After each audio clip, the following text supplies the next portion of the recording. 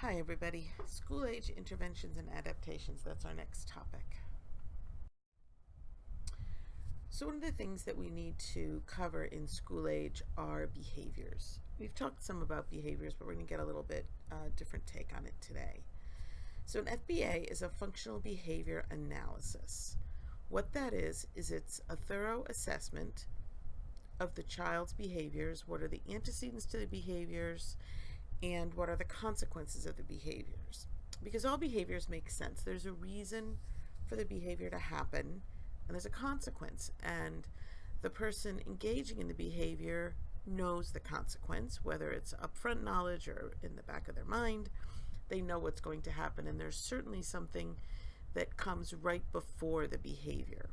So behaviors occur in the presence of antecedent events means that the behavior happens because there's something right before it that triggered it to happen. So for example, if a little kid in school age, say a second grader, punches another second grader, we have to know what was the antecedent. Well, maybe the antecedent was that the first child stole the art project of the child who did the hitting, and the child who did the hitting didn't have really good words, didn't have good language, and decided to respond by smacking the other kid. So we can understand the violent behavior in the context of the social behavior that took place right before it and what that child is trying to affect, what change they're trying to make. The other concept to understand is that behaviors are maintained by consequences. What this means is that the behavior will continue based on the consequences or will stop based on the consequences. For instance, let's go back to the example that I just gave you of little boy 1 is sitting next to little boy 2, and little boy 1 steals the art project of little boy 2 and crumples it up. Little boy 2 gets angry, doesn't have really good language skills, and punches little boy 1. The consequences of that punching are that little boy 1 cries and everybody attends, and the child gets people to notice that little boy 1 stole and ruined his art project.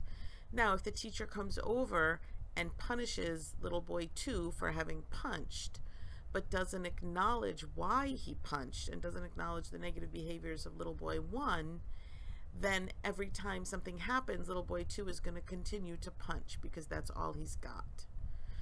So we have to remember that the consequences are critical for whether the behavior stays or doesn't stay. So when we do our FBA, we want to collect data. We want to collect data on what happened before the behavior, what the consequences of the behavior were, and of course what the problem behaviors are. We have to look at potential reinforcers. Potential reinforcers can look all different ways. Sometimes a child is reinforced by eye contact or attention. Sometimes a child can be reinforced with a toy or with the ability to engage in an activity. They're all different reinforcers, and we need to try to understand what's the reinforcer for a particular child. We also need to analyze the previous things that have been done and how well those went. So if before, every time boy 2 hit boy 1, he was sent in the corner to time out, we need to know that that occurred, and was that successful? My guess is it wasn't successful because the little boy that did the hitting, little boy 2, he doesn't have any verbal skills to tell people what's going on. So there has to be a different approach for him. We want to try behavior interventions based on the information that we have, collect data, and revise as needed. So when we try our intervention, so say we had the boy go sit in the corner whenever he hit, and that didn't work.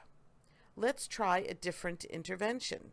So once we understand that the boy is trying to communicate that this kid that he sits near is ruining his stuff and he doesn't know how to verbally respond, maybe the consequence is we're going to move him to a different seat, move boy 1 and boy 2 so they're not sitting near each other, and give boy 2 some strategies for expressing his concerns. Then we're going to move over to boy 1 and try to figure out why he's taking other kids' artwork and ripping it. His consequence is that he gets lots of positive attention right now because people don't realize that he was the instigator of this behavior. So he just enjoys the attention and the hoopla and what goes on after he gets hit. He gets lots of attention. So we need to take a look at his behavior and say, okay, so he's ruining people's artwork in order to get hit, to get attention. So he wants more attention. So when we move those children apart from each other, let's take boy one and bring him up closer to the teacher, so he can have the teacher's attention when he needs it and ongoingly, and not have to bother other children in order to get that attention. So we can actually address both behaviors at the same time. We're going to gather data for our FBA on a chart for our interventions. We're going to, in class, when we get together, I'm going to show you how to do this chart, and we'll do some examples so that everybody understands how to do this. Essentially, we're going to put a grid up, and you can make it in any way that, on paper, on a board, or whatever. We're going to use a 3-week trial period, and the reason we use a 3-week trial period is that 2 weeks isn't really enough to show any difference going on, and 4 weeks people tend to get overwhelmed by and think it's too long. So purely for practical reasons, 3 weeks seems to work. You can certainly change that. It is not evidence-based. What you want to do is you want to have a couple of behaviors that you're addressing, just 1 or 2, and just 1 or 2 interventions that you're going to trial. And that way you can see what affected what. The fewer variables you have, the more you know what caused what the causal relationship is. You're looking for about 80% compliance with whatever interventions you're doing. Nobody is 100%. 80% compliance over a 3-week trial period gives you decent information. So we'll go over that in class. So let's look at some of the functions of problem behaviors. What are some of the reasons children engage in behaviors? One is to get social positive reinforcement. They want attention, they want access to preferred activities, they want items that other children have, so they're trying to get something positive. There's also a social negative reinforcement, to get rid of or get out of an aversive task like a chore. Then there are automatic positive reinforcements, like a hug gives you sensory stimuli, eating gives you food and drink and makes you not hungry anymore. Then there are automatic negative reinforcements, like getting away from pain, getting away from sensory input that bothers you. We are going to target single behaviors. Our reinforcement and punishment are going to target single behaviors. Shaping and chaining is when we use components of behaviors that lead to a larger target behavior. So for example, if we want a large target behavior of a child behaving in class, following directions, that's a big ask, right? That's a big behavior.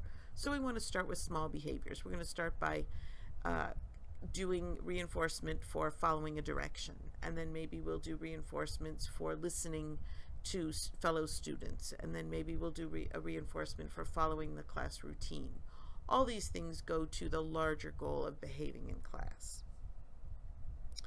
We want to understand and know that behavioral skills are complicated, and they're often learned in groups together. So you don't just learn one single action.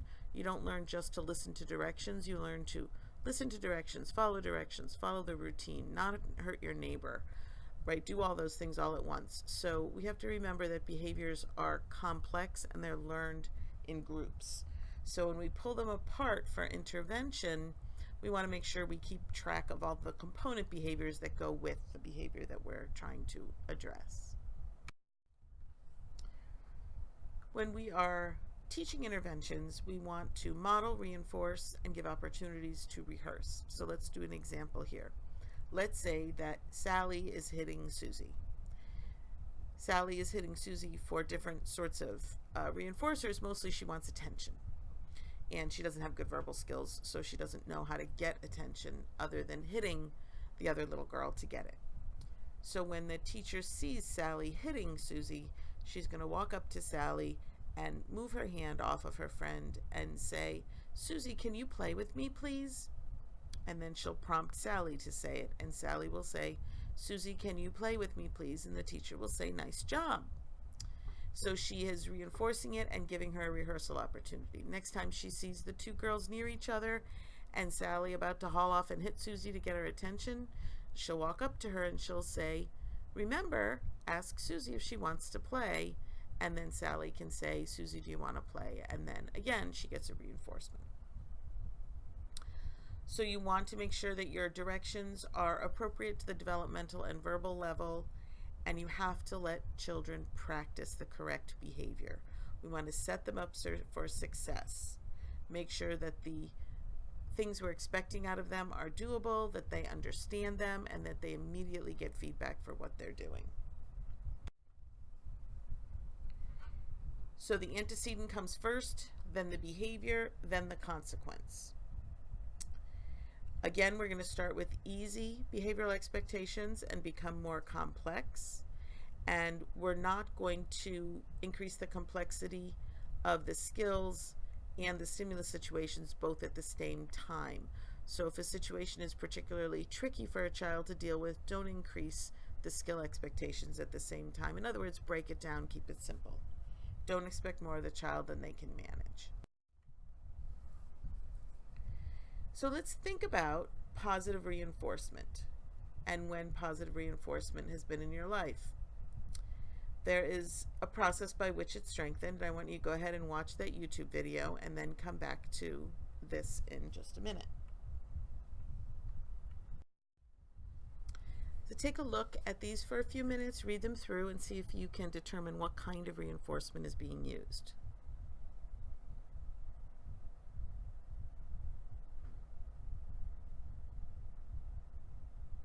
So with the first one, Dala cries at night after her parents put her to bed. When she cries, her parents come into the room and pat her back. That is a social positive reinforcement. I hope you were thinking that. Read the next one.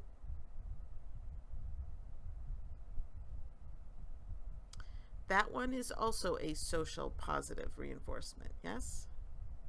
Okay, and now take a look at the last one.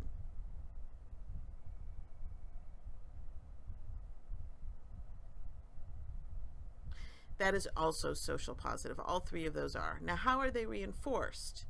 So the first one is reinforced because she goes back to sleep after her back is pat and she gets the attention that she is seeking, right? So that one is pretty straightforward. In the second one, it reinforces the behavior of doing his work at his seat because the teacher is giving him that feedback that he is doing what she wants him to do. The third one is a little more distant. It's essentially her roommate buying her a gift, giving her coffee and a bagel because she got a ride to work. So the third one is a little bit different reinforcer. It's a little more distant.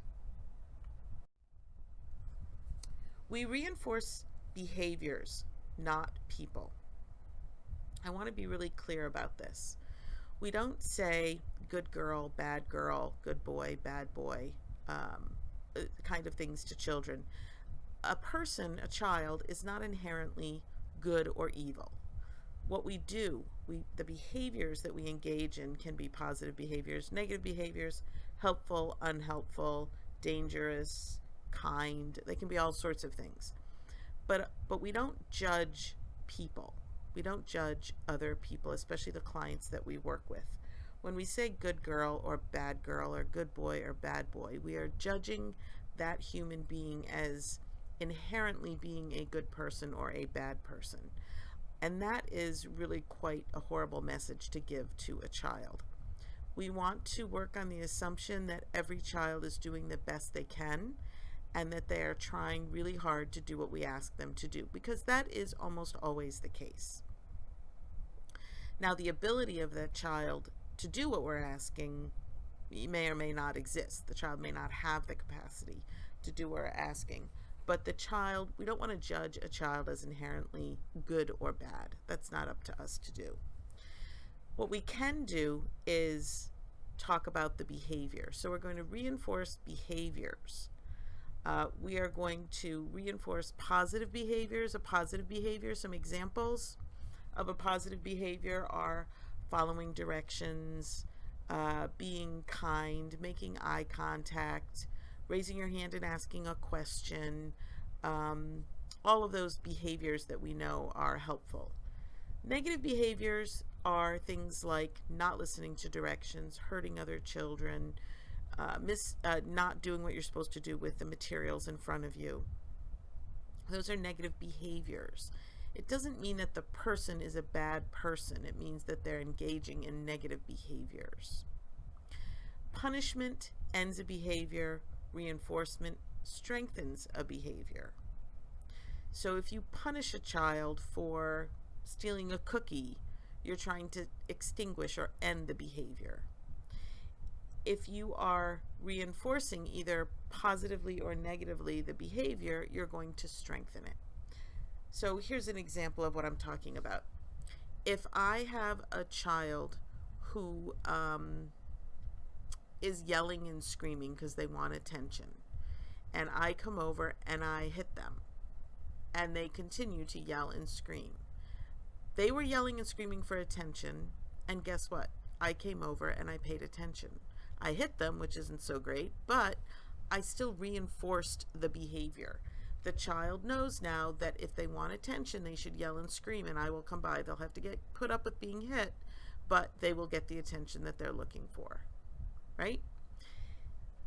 On the other hand, if I want the screaming and yelling to get attention to stop, if I purposely turn away from the child who is yelling and screaming for attention and I ignore them, that's a punishment of sorts, that will end the behavior. The child will know that he's not getting what he wants by yelling and screaming. It's not going to work. So we need to think about our behaviors this way that the children are engaging and that we work with. If a child is trying to get attention and you give them attention in whatever way you do, you are reinforcing the attention-seeking behavior.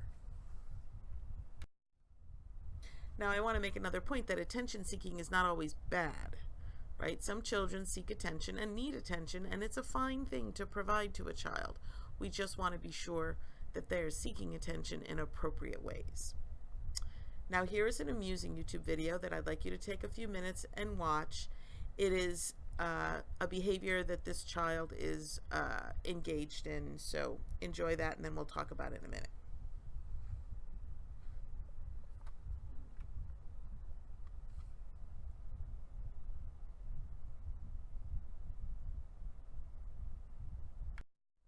So what was going on in that video that you just saw in the previous slide, the YouTube video that you watched, was that the parent was continuing to engage with the child.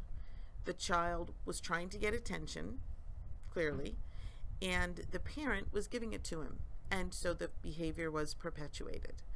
The fact that she was filming it, I'm sure, also gave him added attention and added fuel to keep going. So despite what she was trying to reason with him and talk to him, that's not what he wanted. The function of the behavior was to get his mother's attention, and it was working, so why stop, right? So it had to stop. There was her paying attention to him. Then he would have ended the behavior. He would have escalated it briefly to see if he could get her to attend, and then he would have stopped. So let's look at our interventions here for a minute. Play is internally controlled and intrinsically motivated. What do we mean by that? Intrinsically motivating means that play is engaging and motivating and interesting to engage in all by itself. You don't need someone to tell you that playing is fun and that you want to do it. If there's a kind of play that you like to engage in, no one has to convince you of its value. It's fun and you want to do it. It's internally controlled in that we decide when we engage in it and when we don't, and how intensely we engage in it. So it's decided by the participant themselves how they engage in that play. Participation is a strategy to facilitate play, and it's one of the best ones. So all we really need to do is engage in the activity, and it facilitates more play. Setting up the environment is the key to getting participation. You want the environment set up so that the child is motivated to engage in the play, and once you get them engaged, it is self-perpetuating. The child will want to continue until some natural end to that play. Either they get tired, or that something else looks more interesting, or they've had enough, whatever it is. So we want to take a look at the environment, the space, all that stuff there, and decide whether that environment is going to be stimulating participation. So we also need to be flexible to enhance participation, be ready to shift with the child. So you may have spent a half an hour setting up a beautiful play scenario that gets at all sorts of things the child needs to work on, and the child's not interested. It's too hard, or maybe it's too easy, and they're not going to engage. So you have to be ready to really move in and shift what's going on very quickly, either by the way you're participating with the child in the play, or by the way you have organized things in the room. One of the other things, other than using play to work with children, one of the other things that we do in school-based services is we analyze seating positions in classrooms. I used to spend the first month of every school year when I worked with school-age populations making sure everybody was seated in the room and in their desk in the best way possible. And that avoids a lot of issues that can really sort of nip in the bud a lot of potential problems in the classroom. So I'm going to be looking at auditory distractions and who's auditorily distracted and who's not. Is it a messy desk or a not messy desk child? That will help me decide where they need to be placed and what needs to be in their desk to help organize things. 90-90 is hips at 90 and knees at 90. That's how we sit.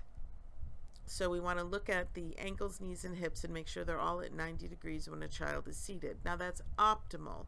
Doesn't always happen. What often happens is that the tiniest kid in the classroom wants the biggest desk because they want to be big and tall, and then their feet are swinging, and that's a very difficult way to pay attention. If we get a child in a seat where their hips, knees, and ankles are at 90 degrees, sometimes the table is then too high because they're in an appropriate sized chair, but the desk or the table was for a taller child. So we want to really take a look at the height of the table and the height of the chair when we're looking at seating. We want their feet to be stable on the floor. If we're using a yoga ball for a child to sit on, for ADHD issues, we want to make sure their feet are solidly, stably on the floor so they can move and jiggle around without the fear of falling. That, I find in my practice, is the largest reason why stability balls are not used in the classroom once I have recommended one, is because it's not the right fit, and then the child feels unsafe and won't use it. We want to look at visual distractions. Children that have ADHD or any attentional issues need to be in the front of the room, close to the teacher, so that they can pay attention. Children that need to move a lot and don't have attention issues, they just like to wiggle around, maybe we'll put them in the back. Are we going to put them near students, not near students? We need to really assess all these parts of it. The stability of the seat again, and where does this child go in the classroom? You want to make sure each child is placed in a way that works for them, and sometimes that means setting up the classroom in a U shape or some other sort of physical shape than what it is.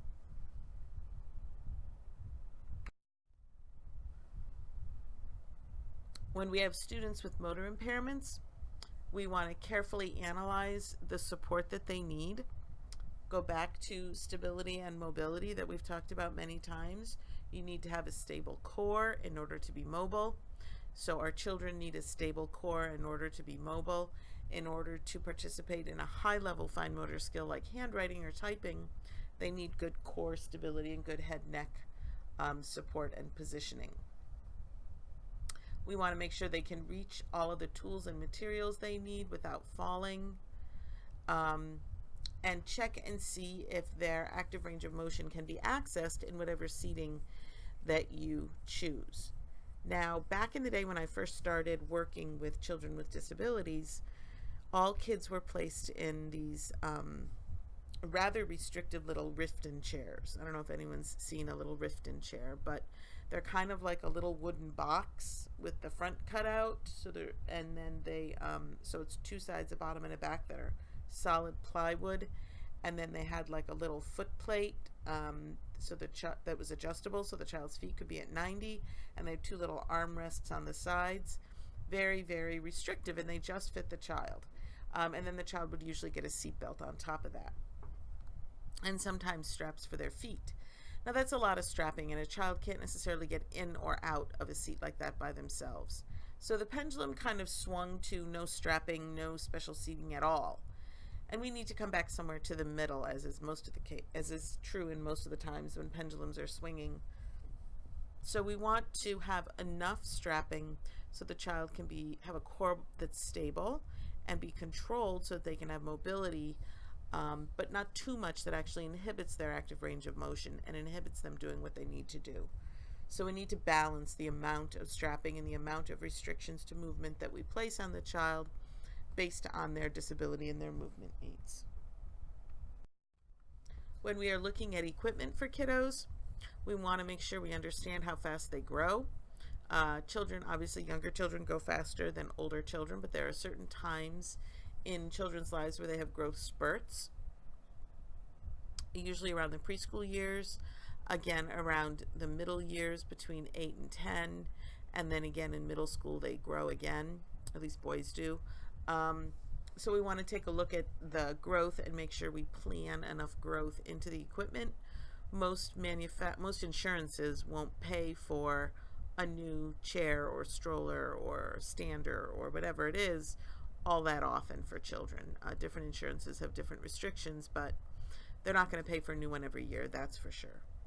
Long bones in the arms and legs grow the fastest, which means that one of the areas that we need to keep a really good eye on is seat depth, and that's how deep the seat is from the popliteal space behind the knee to the back of the glutes when seated. So when the long bones grow, those grow fast. The femur grows fast. So seats can be very quickly not deep enough for little ones when they have a growth spurt. The other thing to remember is that growth spurts alter muscle tone. They increase muscle tone because the bone has grown quickly and it takes the muscle and the tendons time to settle into that new length. It doesn't actually increase spasticity or hypertonia, but it can look like it briefly. So we want to make sure we counsel parents that could be the case. If a parent said a child used to be able to stand up from the floor independently and now he has to crawl to a piece of furniture to get up, I'm concerned because children should never go backwards in their development. But I'm going to ask if he had a recent growth spurt.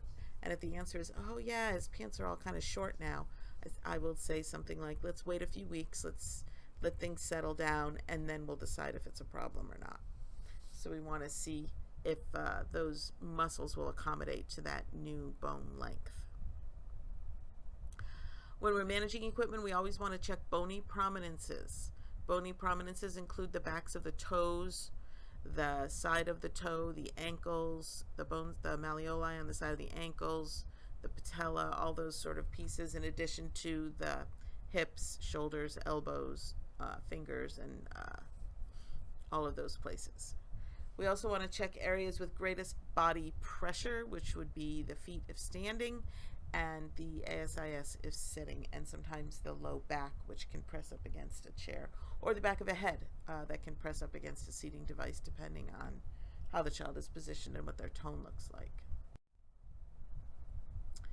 AFOs, ankle foot orthoses, which are the thermoplastic splints that go from the bottom of the foot up halfway up the calf, often for children with diplegia or hemiparesis, have to be checked for red marks at the malleoli, at the backs of the toes. They have to be checked for length, and at the back of the calf they have to be checked. We want to look for red marks, which are an indicator of early decubiti or pressure sores. We do not want our kids to get decubiti or pressure sores. They're nasty, nasty, nasty things. It sounds like not a big deal, a pressure sore, but they're horrible. And the damage is inside. You see like a little bit on the outside, but then it's all damaged underneath. And it can go all the way to the bone depending on how bad it gets. They're very hard to heal. So we don't want to get there to begin with. So we're going to look, so oftentimes early red marks in kids can be just little red dots. They don't have to be like in a whole red area. They can be just little teeny red dots, and actually that's how they often start. And if we see that when we take off an AFO or we take off a hand splint or whatever it is, or we unstrap a kid from a chair, we want to look at our watch or clock and set a 20-minute timer and look again. If the red mark is gone within 20 minutes, it's probably fine. It's probably not a big deal. If the red mark or the little dots are not gone in 20 minutes, you do not reapply the splint or whatever it is, or AFO, and you contact the family, the orthotist and the orthopedist, and tell them that the child is outgrowing whatever it is. And it happens a lot. A lot of people miss when AFO gets too small, and the end of it is midway on the toes. That's a lot of pressure, and the children can get decubiti, horizontal lines across their toes that can be awful and keep them off their feet for quite some time. We are going to do a wheelchair measuring lab when we get together. So we are going to look at how to measure seat width and seat depth. When we do standards, we want to check strapping. Where does it hit the child? We want to make sure it's supportive but not cutting anywhere. We need straps at the hips, under the buttocks, behind the knees, sometimes around the scapula so they don't slouch down. We also want to think if it's a prone stander or a supine stander. So prone stander means the child is standing with their prone side supported. A supine stander means they're standing supine. So prone stander, their belly would be up against the stander, and a supine stander, their back would be up against the stander, and they'd be tipped the right way. We want to make sure the child can reach what they need to reach in the wheelchair or in the stander, and we want to take into consideration all these other issues, and we will do that when we do our wheelchair measuring. Considerations for wheelchairs for children, it's actually very important. We want to think about how old is the child and what is the parent's perception of a wheelchair versus a stroller, and when are we going to move from a wheelchair to a wheelchair from a stroller. When do we keep a child in a stroller even if they're a little older? Why would we want to, and when would we want to? A lot of it has to do with the parents and what they would like, but some of it is for positioning and for the child to access things. We want to take a look at the insurance and make sure that's appropriate, and do the parents want medical equipment in their home? They may not be ready to have medical equipment, even though that may end up being what needs to happen. They may not be in a place to accept that, and we need to be respectful of that. We want to look at the size of the child, how well they can be transferred in and out of that device, of the wheelchair, and can they self-propel or not? Do they need a power chair or not? Is it a progressive disorder? So there's all sorts of questions that need to be asked before a wheelchair can be considered. If it's a progressive disorder, how fast is it progressing, and when do we need to think about a wheelchair, and will the child ever be able to independently propel that wheelchair? So generally speaking, power wheelchairs aren't paid for by insurance when there's the thought that the child could learn how to walk and could walk independently. So there's a lot of different things to consider around that, and we'll do that when we do our wheelchair lab.